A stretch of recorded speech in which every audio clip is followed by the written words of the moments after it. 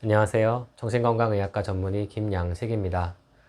이번에는 수면과 학습, 잘 자는 아이가 기억력도 좋다에 대해서 말씀드리겠습니다. 저는 어렸을 적, 적어도 중고등학교 들어가기 전까지는 부모님께 밤에 일찍 자라는 얘기를 많이 들었습니다. 일찍 자야 내일 할 일도 할 수 있고 키도 쑥쑥 클 수 있다는 이유에서 말이죠. 그래도 밤이면 잠들기를 아쉬워하며 몰래 방에서 만화책을 보기도 하고 게임을 하기도 했습니다. 물론 안 자고 놀다가 부모님께 들켰을 때는 혼이 나기도 했고요. 제 아이만 해도 밤이 되면 안 자려고 합니다. 그래도 아이가 자야 하니까 수면 환경을 만들어서 오후 9시가 되면은 불을 꺼서 실내를 어둡게 하고 집안을 조용하게 하고 아이가 잠자리에 누워 잠들도록 얼르고 달래는 일이 많습니다.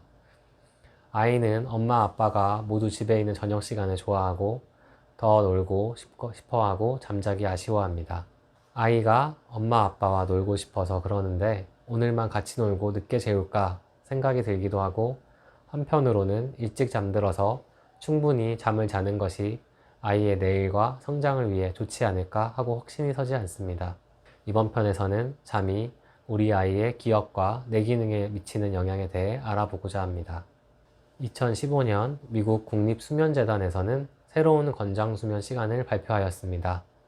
이전 권장수면 시간에 비하여 대체로 늘어난 수면 시간을 권장하였습니다. 한국인은 특히 잠이 적은 것으로 잘 알려져 있는데요. 한 조사에서는 한국 성인들은 평균 6.3시간 잠을 자고 15개 아시아 태평양 지역 나라 중 15위인 최하위로 나타났습니다. 수면 시간이 적으면 여러 성인병과 치매 등 뇌신경 퇴행 질환을 가지고 있을 가능성이 더 높은 것으로 알려져 있습니다.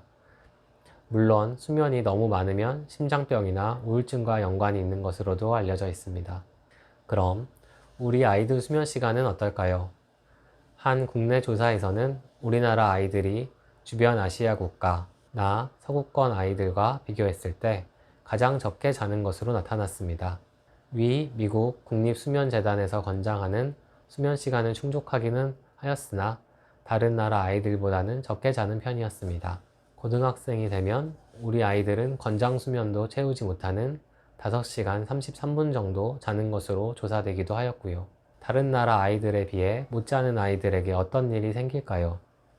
잠이 얼마나 중요한 역할을 하길래 수면재단에서는 권장 수면 시간을 제시하고 의사와 연구자들이 한국 아이들과 성인이 수면 시간이 적고 문제가 된다는 말을 하는 걸까요? 우리는 자는 동안 꿈을 꿉니다. 꿈에 대한 기록은 문명과 함께하였고 인간은 항상 꿈에 대해 관심을 가져왔습니다. 꿈으로 어린 시절 심리적 트라우마를 찾는다거나 영화 인셉션에서처럼 상대방의 무의식에 접근한다는 흥미로운 내용으로 사람들의 관심을 끌기도 하였습니다. 20세기 초에 활동했던 프로이트나 융 등의 현대 정신의학의 선구자들도 무의식을 탐구하기 위해 꿈을 깊게 연구하였습니다. 오늘은 그보다는 더 일상적인, 오래된 과거보다는 가까운 과거, 바로 자기 전 깨어있던 시간에 있었던 사건, 기억과 연관된 꿈의 역할에 대해 얘기해 보겠습니다. 꿈은 급속 안구운동 수면, 즉 렘 수면 단계에서 주로 일어납니다.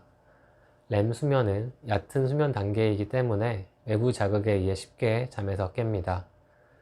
렘 수면 도중 깨면 꿈 내용을 기억하고 얘기할 수 있습니다. 나머지 수면 단계인 비렘 수면, 그 중에서도 깊은 수면 단계인 서파 수면의 경우에는 깨는 것이 쉽지 않고 꿈을 꿨다고 해도 기억하지 못합니다.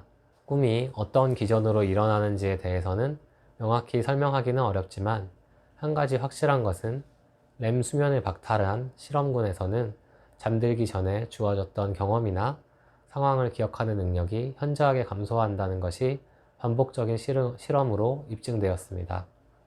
이를 토대로 렘 수면이 장기 기억 형성에 중요한 역할을 한다는 것을 알 수 있었고, 특히 시냅스 연결을 더욱 단단하게 만드는 시냅스 공고화가 렘 수면에 의해 촉진된다는 것이 밝혀졌습니다.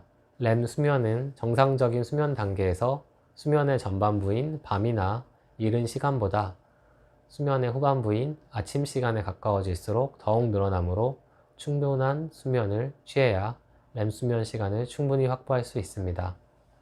밤을 새서 공부를 하면 당장 들어오는 지식을 붙잡아 둘 수는 있지만 충분히 잠을 못 자게 되면서 장기 기억으로 오래 저장을 하고 두고두고 지식을 꺼내 쓰기에는 불리한 상황이 되는 것입니다. 당연히 잠을 못 자게 되면 졸음이 오고 계속 화품이 납니다. 수면 부족은 졸음 운전이나 기타 사고의 큰 위험 요소이고 잠을 충분히 못 자게 되면 깨어있는 동안 뇌에 쌓이게 되는 피로물질, 아데노신 등에 의해 졸음이 오고 뇌 기능도 떨어지게 됩니다. 잠을 못 잔 사람의 뇌는 필요한 정보를 받아들이고 불필요한 정보를 걸러내는 집중력이 현저하게 떨어집니다.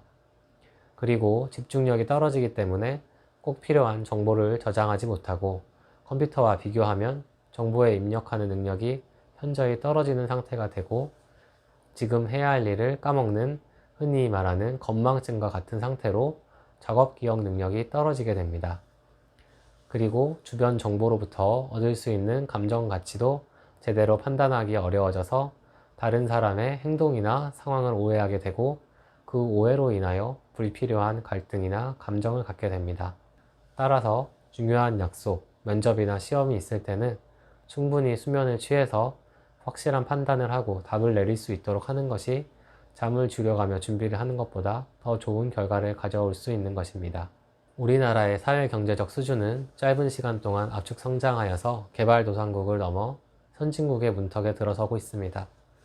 이 성취는 과거 윗세대인 우리의 부모님 세대가 밤샘 작업도 마다하지 않으면서 오래 일하고 기존의 물건을 더욱 빠르고 싸게 만들어내는 장시간의 노동과 희생으로 이루어진 것이라고 해도 과언이 아닙니다.